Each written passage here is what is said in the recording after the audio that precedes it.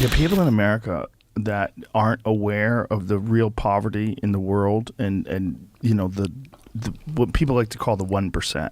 People always like to use that term, but in America, the 1% we think of like very, very wealthy people. If you look at the 1% of the world, if you make $34,000, you're in the top 1% of the world, which is incredible.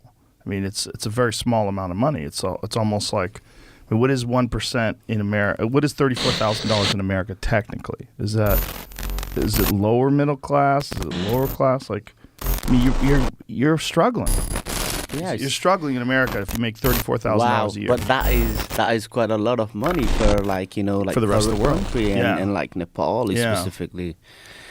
Yeah, so I was going back to this story, Joe. If may I finish? Yeah, please. It? Yeah. So,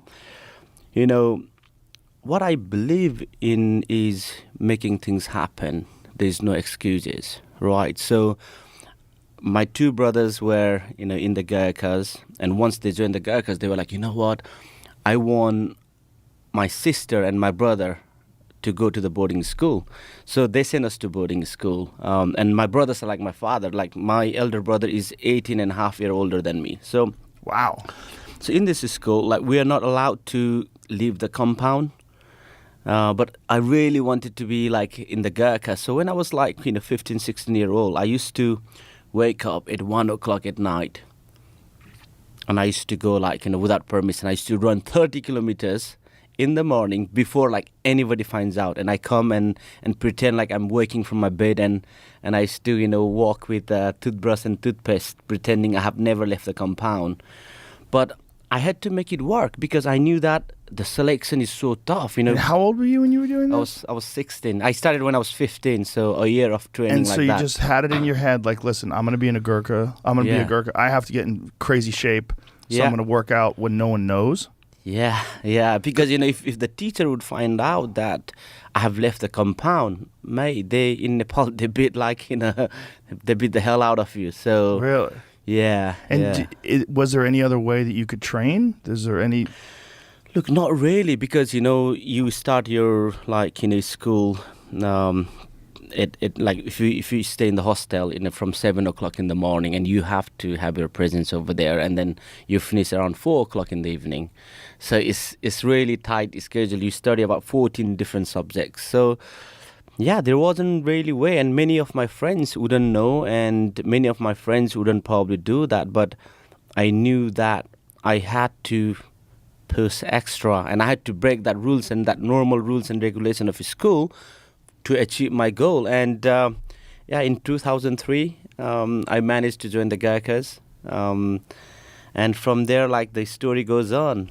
Wow. Yeah. So that was 2003, and that's documented also in the film where your rifle got hit with a bullet. Yeah, so I'll tell you that story. So in 2003, I was in the Gurkhas. Then, coming from Nepal, we never know about the special forces. So I joined in the Gurkhas, and then we started hearing about names, There's a thing called, UK Special Forces, like SAS and SBS. So SAS is equivalent to Delta in US military. SBS is equivalent to SEAL Team 6 in US military. So, and then they were saying, you know what, these guys are like the badass. They are like the real James Bond. And I was and at that point, honestly, I didn't even know what real James Bond was. So I started obviously looking more into it, doing more research, and wow. And then I found about, the special boat service, which is, I mentioned, equivalent to your SEAL Team 6. So they operate from air, water, underwater and land, everything. So I was like, yes, I want to be part of that cool group. And when I first talk about it, all my friends, including my seniors, including captains, and even some of the senior rank that I look up to, where I was like, you know what, I want to be like those guys, some inspiring figures. And they were saying, Nims, it's impossible because no one has ever made this, in the history of the Gurkhas. And I was like, really? And I said to them, look, it's possible. And they were like, and they started making joke out of me. Then it comes to a certain point where you don't talk about it anymore. You start doing things. So, and I will tell you this training regime, Joe. I used to wake up at 1 o'clock in the morning. What time did you go to bed? I'll tell you now, mate. So 1 o'clock I wake up in the morning. Then I carry 75, pounds in my back, and I run 20 kilometers. With 75 pounds on your back, you were running? Running 20 kilometers. Then I arrive at the military barracks. Then I start my normal military running. That could be, 8-miler run or, OSL training or whatever that military, physical training is. I do that. Then, because I was with the engineers, that means, I was on this, kind of like building any structure finisher. So the whole day we're like, plastering the wall and doing that. So it's full on labor work.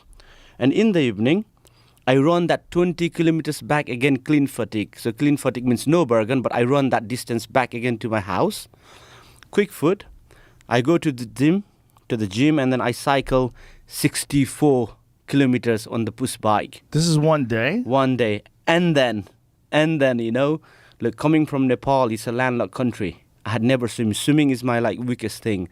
And I front crawl swim 100 lane in 25-meter pool. And I did like that for 6 months, 6 days. I never said, today, it's raining. I never said, today I'm tired. I never said, today, there's a snow outside. Never. And it was like that. Where did you get that kind of determination? Where do you think that came from? Man, I truly believe that to break this barrier of, a Gurkha, to get into, I knew that I have to put more. And you know what? The only big thing the friends were saying was like, Nims, it's not only about physical. You need to have, a great sense of humor. You need to have, common sense and all that. So I was like, okay. Then I start looking into English sense of humor. All right. And I was like, so when you go in the selection, they will just like the instructor, the DS, we call it, directing staff would call it, hey, come here. Fucking tell me a joke. And the Nepalese joke is completely different to English sense of humor. So every day I used to prepare different jokes. And I used to go in front and I used to say like different jokes. And this is how much I was prepared. And this is how much I was willing to give. And yeah, in 200 years of history, I became the first Gurkha ever to pass the selection for SBS. That's amazing.